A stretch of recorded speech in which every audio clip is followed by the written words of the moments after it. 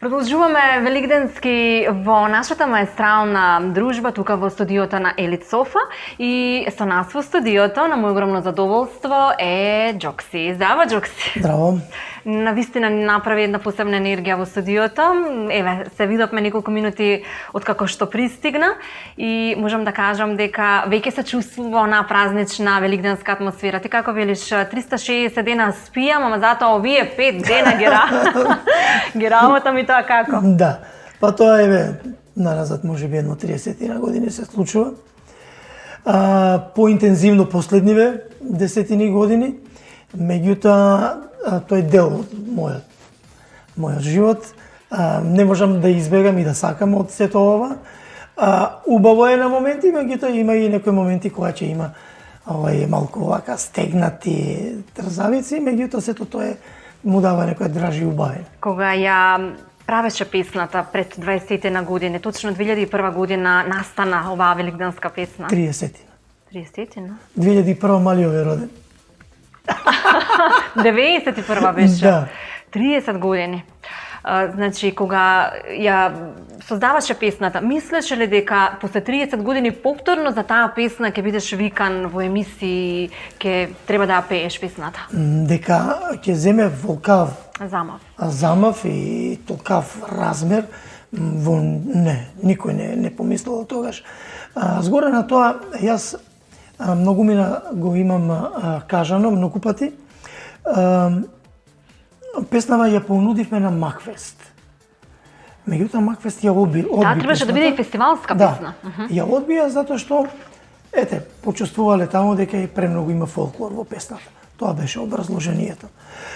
Кога ја понудив истата таа 90 година. Тоа е нашиот македонски мелос. Па и во самите пропозиции на Макфест стои дека е пожелно да се има некоја фолк нота. Тој се такт ли?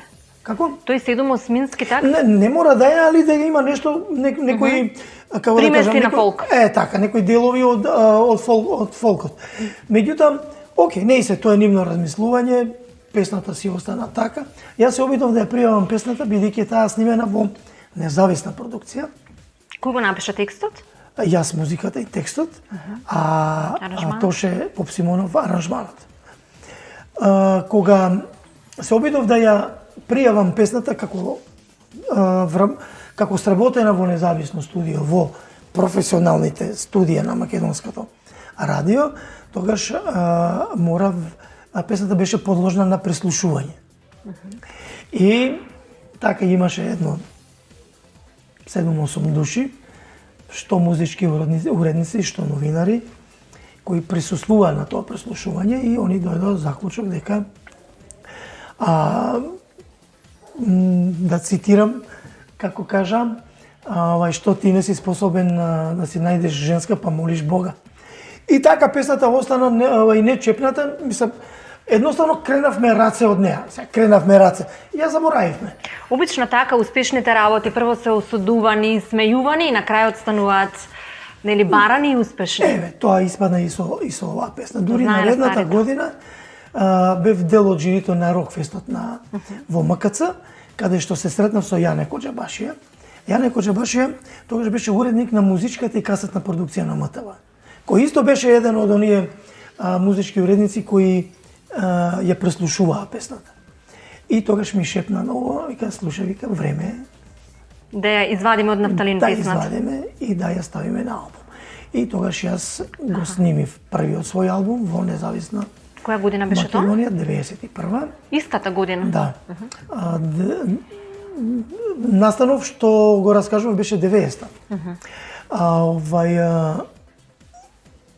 Првиот албум на Великден, нормално оваа песна беше ударна. Имав уште едно 3-4 песни со Тоше што ги снимив во неговото студио, ги ставив на А страната, на Б страната ги ставив песната од мојата група Макакус и така излезе тој албум. Првото пуштање беше на македонското радио, што е нормално. Каде што ти смеја. Како што? Затоа што тогаш тоа беше единствено радио, немаше приватни радио, ниту приватни телевизии. Михаил Бошковски, Мице диџеј, имаше своја емисија Мактоп листа. На таа Мактоп листа беше како предлог и од тогаш слушателите гласа за таа песна, ја изгласаа и од тогаш наваму, еве, постепено, малку по малку си го освојуваше својот простор. И се создаде за Великден, си го усвои Местото под сонцето, 30 години откако излезе од фиока. Нели сметаш дека треба да направиш една божикна песна и да ја усвоиш целата година?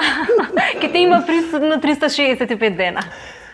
Имам јас една новогодишна песна која ја пеам со Оливера Лазаровска.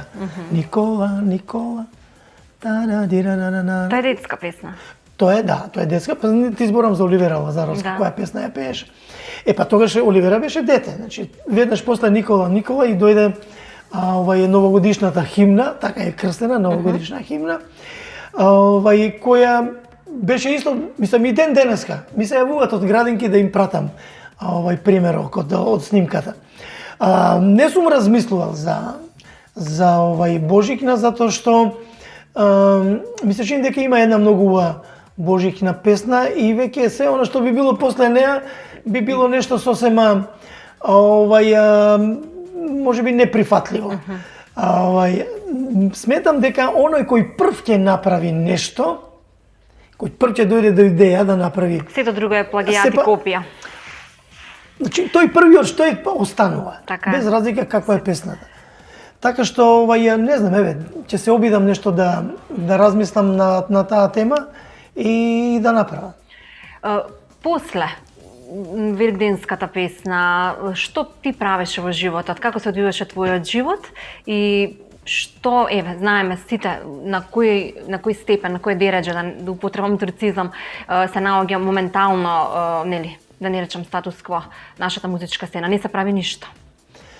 Па, вака, јас тие 90-тите години, значи работев се и се што, само не музика. Ми рече никогаш професионално не си работел? Никогаш не сум се, никогаш не сум се занимавал професионално со музика. Па, многу рано сватив дека, односно на време, сватив дека од музиката кај нас не може да се. Има некои колеги твои што и тоа како добро живеат во моментов, што пред 30 години почнале? Па не знам на кого сметаш, меѓутоа не би се сложил со тоа. Добро. Не би се сложил затоа што кај нас музичката сцена се сведе на тоа да свириш и пееш по дискотеки и кафичи. Што мислам, јас таков репертоар за такви места немам. Значи јас единствено можам да направам концерт. По клубови не свиреше никогаш? Па по клубови, али чисто сум правил детски забави за деца, а не она што би значило дека јас музицирам нешто. Никогаш во живот тезга не сум свирал. Така што музицирањето го сметам, односно музичкиот живот во концертите.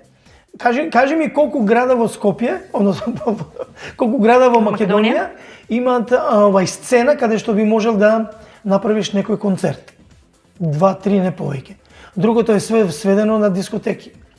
Поранешните домови на култура веќе се не само што се руинирани и пренаменети се за некои други дејности. Сметаш ли дека тоа е хендикеп за младава сцена што доаѓа, зборувам за младите пејачи, кои што допрва треба да го газат патот? Ја мислам сега за нив дека е многу полесно. Полесно е? Многу е полесно затоа што веќе ова интернет револуција прави чуда. Пред некој ден видов еден наш дечко рапер кој има милионски прегледи на видеото. Секоја му чест. Значи, они веќе оној пат кој ние живееме 90-тите години во една голема темница. Значи не се знаеше тогаш ништо што има и како не знаеме ништо што со себе да правиме. Дури сега овој период, да кажеме 10 години наназад, веќе нешто малку проживеа. Згоре на тоа Македонија е мал пазар. Се заработува ли во Македонија од музиката? Се заработува само оние кои свират на свадби. И оние кои свират по локали. Сега пандемијата и тоа го сруши. На лет пандемијата, до пред пандемијата. Да, секој им чест. Тоа е најтешко музицирање, меѓутоа се заработува. Најсладко. И тие заработуваат од музика. Меѓутоа, кажи ми ти, кој од концерти заработува кај нас? Никој. Се овие што доаѓаат од страна што ние као гледачи и слушатели ги пуниме салите. Так, затоа ти одлучи дека би се снашол подобро во други води, работеше по телевизија, работеше по некои други институции, што во моментов работиш последниве години и еве денес? Јас почнав прво како радиоводител во македонското радио, односно тогаш Канал 2000 беше. И таму се задржав едно добри 3 години. Ти си како пеперутка. Све сакаш да пробаш и секаде да се опробаш. Третата година ми беше упоредо со телевизија, затоа што јас сум еден од, ајде да не кажам, оснивачите, да не ме разберат погрешно, на Звон. Емисијата училишна. Таа што беше училишна емисија на Звон. Расказ Каде што со Лазе и со Рашела Гиновска и со Емилија Андоновска почнавме, го заживеавме Звон. Звон беше тогаш траеше 3 часа. И во тие 3 часа ние имавме 1 час наша емисија, ајде да кажам така, во живо.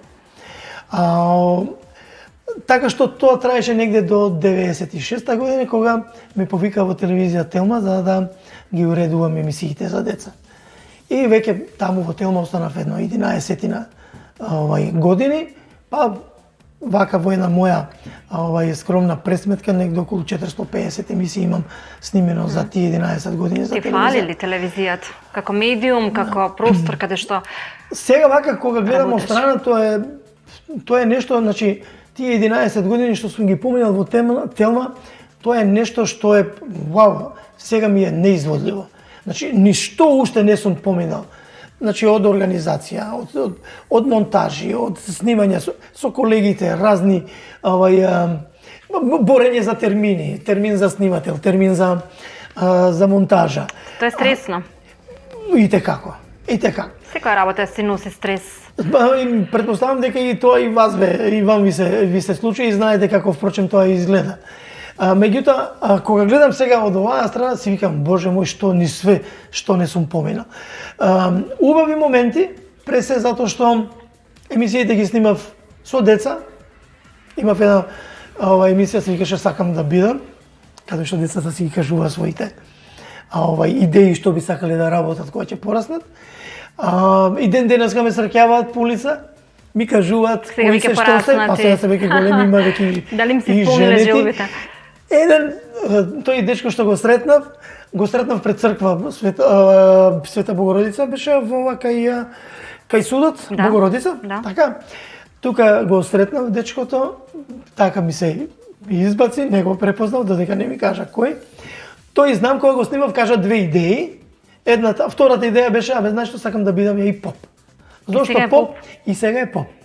И кога ќе сретнеш така некој со кого си снимал емисија и си го потикнал за да го направи тоа, односно да ја реализира својата идеја, значи ти сам ја се исполнуваш.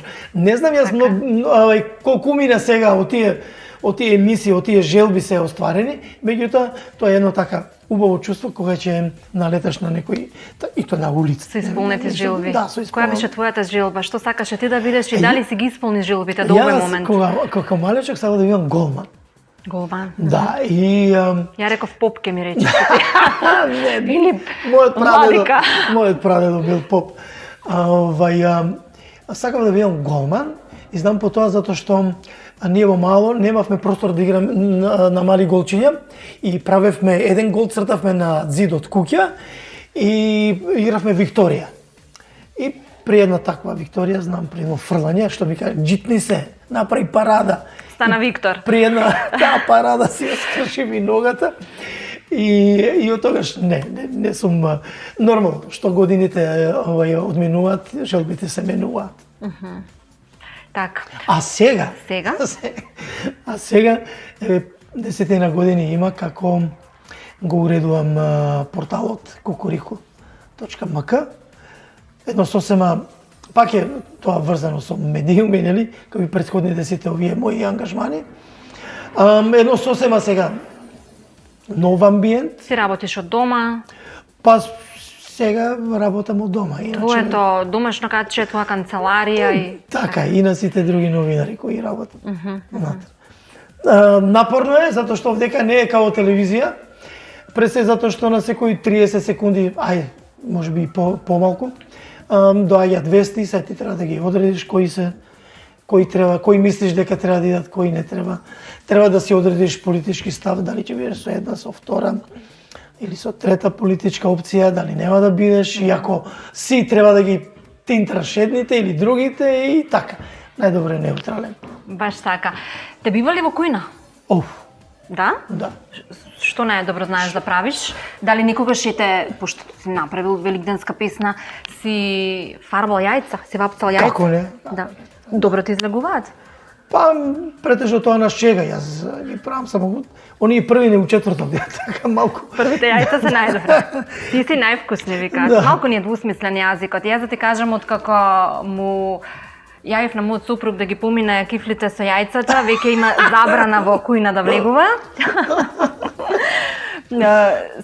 Каква боја сакаш? Која ти е омилена боја на јајца? Ти која сакаш? Тебе ти одговара жолто. Мене се ми одговара. А што ќе се чукаме сега?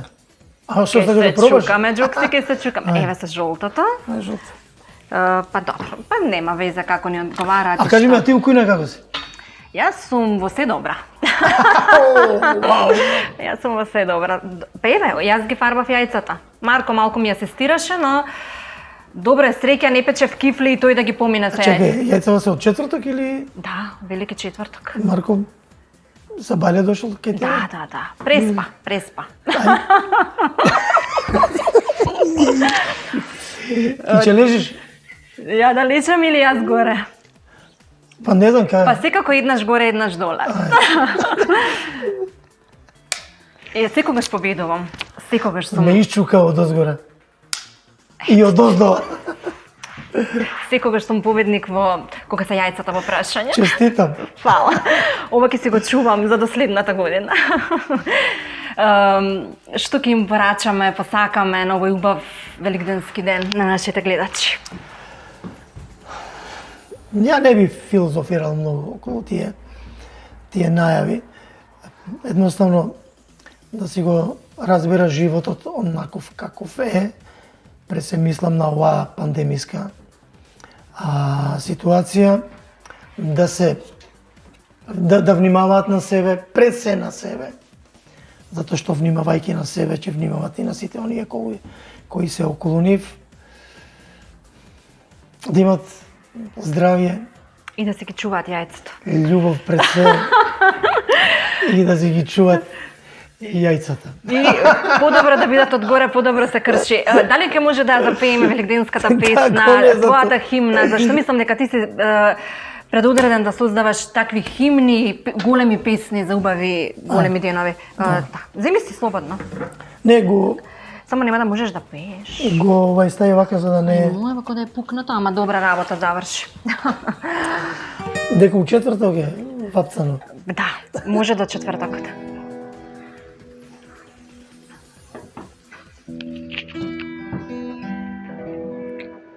На Великден сум се заљуби, на тој голем ден христијански. Ајде Боже, ти ми помогни, кажи каде да ја најдам. Ајде Боже, ти ми помогни, кажи каде да ја најдам. Толку народ јас не сум видел, што на Великден се насобра. Мили Боже, ти ми помогни, кажи каде да ја најдам. Мили Боже, ти ми помогни, кажи каде да ја најдам. Гајди сега, нека одекна, од овде па се до небото. Јас со песна ве повикувам, сакам неа да ја најдеме.